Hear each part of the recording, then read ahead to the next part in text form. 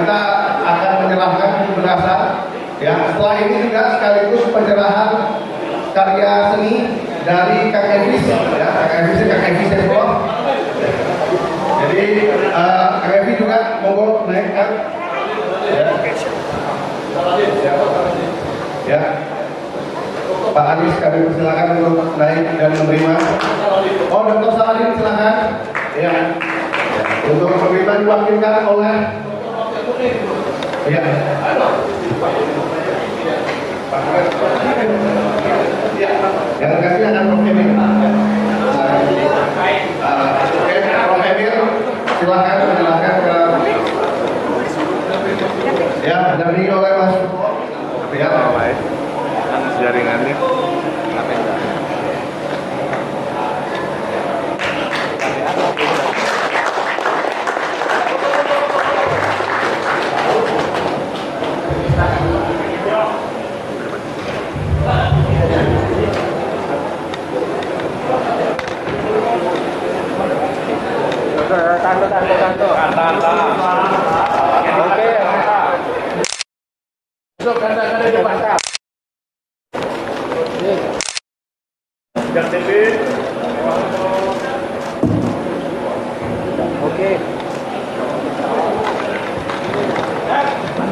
ya, berikutnya juga ada penyerahan karya seni dari Kang Evis, ya. Ini kepada Pak Anies, ya. Jadi ini gambar potret Pak Anies, ilustrasi, ya.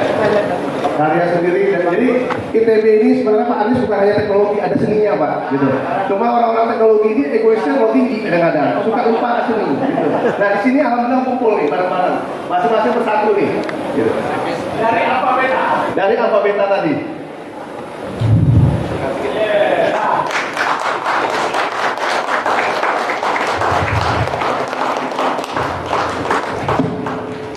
Oke, baik, kepada abang sekalian dipersilahkan untuk kembali ke posisinya masing-masing, dan untuk Bapak Anies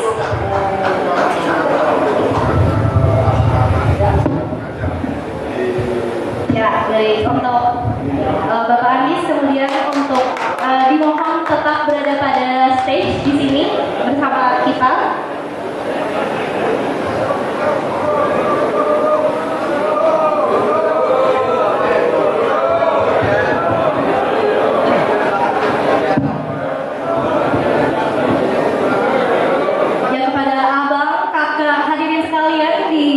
Harapkan untuk kembali ke tempat duduknya dengan nyaman untuk bisa mendengarkan orasi dari Bapak Anies dengan nyaman pula.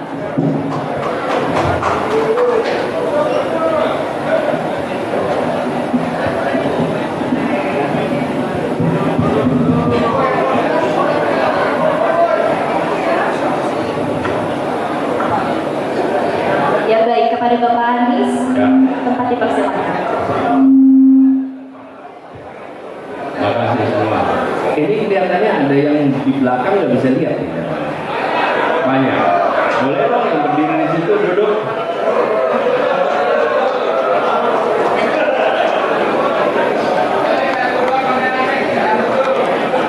Jadi kita ini, saya sering ngalamin situasi begini.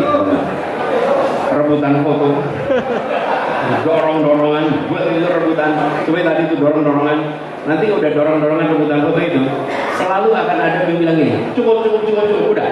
Pak Anies sampai. Yang bilang itu yang udah selfie. Selfie itu. Nah, bangsa ini sering begitu. Kalau udah makmur, udah cukup. Yang lain ikut. Jadi yang di sini jangan nutupin dari belakang gitu.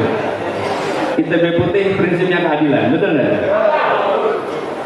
Yang saya hormati Ketua pengarah ya, Bang Saganda Nainggolan, tepuk tangan buat Saganda. Kemudian Bang Henry Harmen, Ketua Panitia. Pak Dr. Haru Suandaru, saya baru tahu ternyata alumni ITB ya Pak Haru.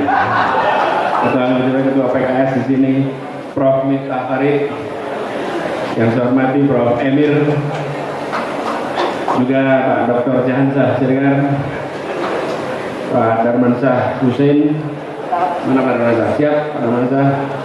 Yang saya hormati juga Ketua Komite Olahraga Masyarakat Indonesia, Bapak Denda Alamsyah. Siap. Kemudian Pak Zukri Saad, Pak Ahmad Sarbini, ada Wahyono, Nurholis, Abi semuanya, Alun, Pak Ketua Komisi 10, Miftah Huda, terima kasih. Kemudian siapa lagi yang belum tersebut? Zuhur Hidayat. Sebetulnya acaranya itu 5 Agustus sudah. Jadi sekaligus kita peringatan. Assalamualaikum warahmatullahi wabarakatuh.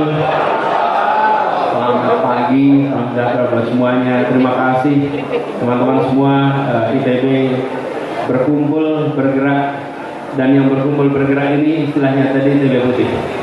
Kalau ITB Putih ini energinya dahsyat nantinya. Jadi harus lebih besar. Senang sekali bisa ketemu lagi, begitu banyak ketemu di sini. Ini kelihatannya generasinya masuknya 80-an kelihatannya. 80-an, mungkin ada 70 juga. Ada 70 juga, tapi bilang aja tampilan 80-an sih.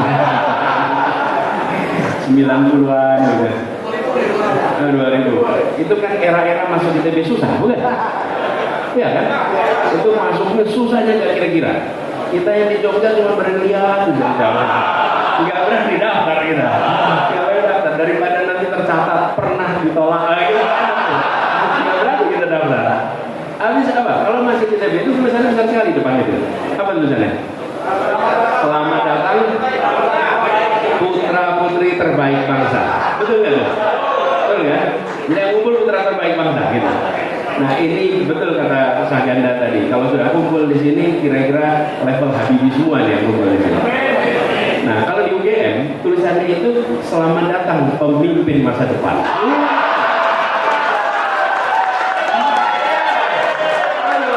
Jadi bannernya salah itu. Bannernya salah.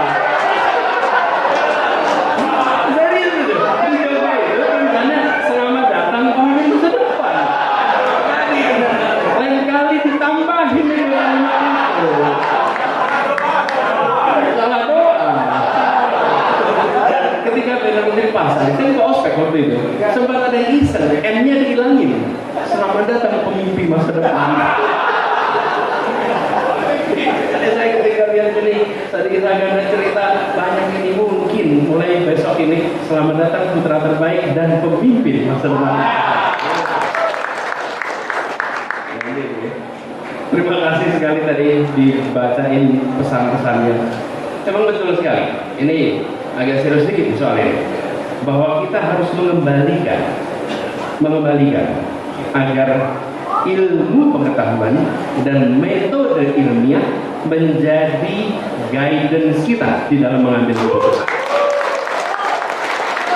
Karena penghormatan kepada teori itu turun. Dan kalimatnya sederhana, teori. Yang penting prakteknya. Loh, praktek itu pakai teori. Betul tidak? Coba bikin kursi, kakinya diganti 3. Coba aja, nggak ada. Apa yang terjadi? Menurut saya harus dikembalikan. Penting sekali. Dan kita mengalami sebuah pembelajaran dahsyat. Kalau ada orang bilang, oh ya kami percaya sains, oh ya kami percaya teknologi, kami percaya metode ilmiah. Ujiannya bukan pada saat normal. Ujiannya itu saat krisis. Kapan itu? Kejadian 3 tahun lalu. Pada saat terjadi pandemi, pada saat itu ketahuan siapa pemimpin menggunakan ilmu pengetahuan dan siapa tidak pakai ilmu pengetahuan. Dan itu ujian pemimpin sedunia. Sedunia, bukan cuma di Indonesia, sedunia. Kita sekarang mentertawakan pakai kalung-kalung macam-macam itu. Yang pakai metode-metode macam-macam. Kenapa? Karena mereka menomorduakan sains, mereka menomorduakan teknologi, dan mereka tidak menghargai ilmuwan.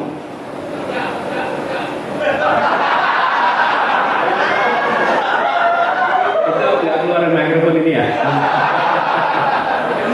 Jadi, serius nih.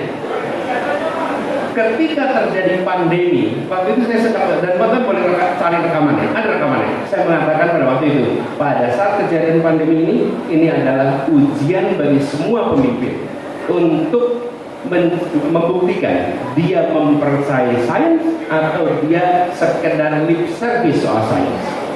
Karena pada saat itulah kebijakan-kebijakan itu disusun berdasarkan referensi para ilmuwan, metode ilmiah, dan sebagian dari itu harus berhadapan dengan yang disebut ignorance.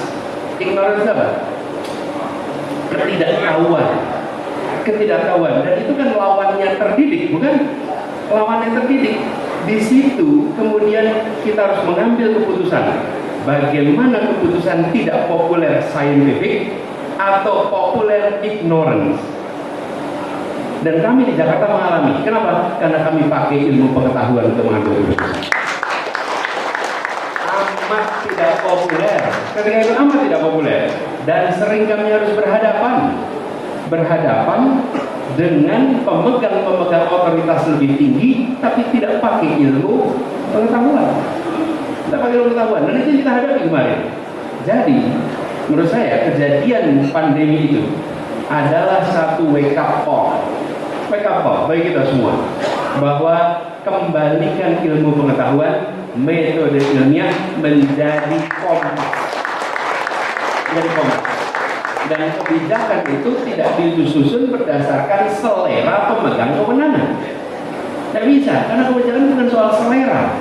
Kebijakan ini bagaimana kita memahami masalah, bagaimana kita mengidentifikasi prioritas atas masalah, kemudian cara apa untuk menyelesaikan masalah. Dan di situ seringkali eklektik, harus induktif, harus deduktif, itu semua harus kita kerjakan. Dan tidak bisa kita hanya satu dari dua. Kita harus eklektik pendekatannya. Nah, ini membutuhkan keterbukaan pikiran. Ini membutuhkan kemauan untuk mendengar. Dan kalau dalam bahasa resminya mengedepankan teknokrasi di depan. Dan ini yang membuat Indonesia kemarin sempat mengalami fase kemajuan yang cukup besar, karena teknokrasi menjadi kompas bagi pengambilan kebijakan. Nah, ini yang harus kita kembalikan. Jadi ketika mendengar tadi yang disampaikan oleh Prof. Emil tentang pentingnya kita menempatkan ilmu pengetahuan, sains, teknologi ke depan, itu penting sekali. Dan kami melihat ini menjadi lebih urgent. Kenapa menjadi lebih urgent? Karena ukuran Indonesia itu terlalu besar, dan resiko ketika kebijakan dibuat keliru, itu maldevelopment, malpolicy, ongkos recovery-nya itu mahalnya luar biasa. Recovery itu apa? Waktu, sumber daya. Itu luar biasa. Dan kalau kita kehilangan periode itu, negara lain sedang lompat dengan kecepatan yang luar biasa tinggi. Jadi kami melihat perlu itu dikembalikan, dan itu salah satu agenda utama. Saya sering ditanya bagaimana ambil keputusan di Jakarta, maka saya selalu bilang ada 4 urutannya. 1, prinsip keadilan, itu value-nya. Kemudian yang kedua, interest-nya, public interest, itu nomor 2. Nomor 3, science, teknologi, ilmu pengetahuan, akal sehat, itu pendekatan. Baru nomor 4, regulasi, peraturan perundangan, dan lain-lain. Jangan dibalik. Seringkali di birokrasi itu ambil keputusan dibalik. Nomor 1, regulasi, peraturan, dan banyak regulasi kita tidak berkeadilan, tidak berbasis ilmu pengetahuan, tidak mempertimbangkan kepentingan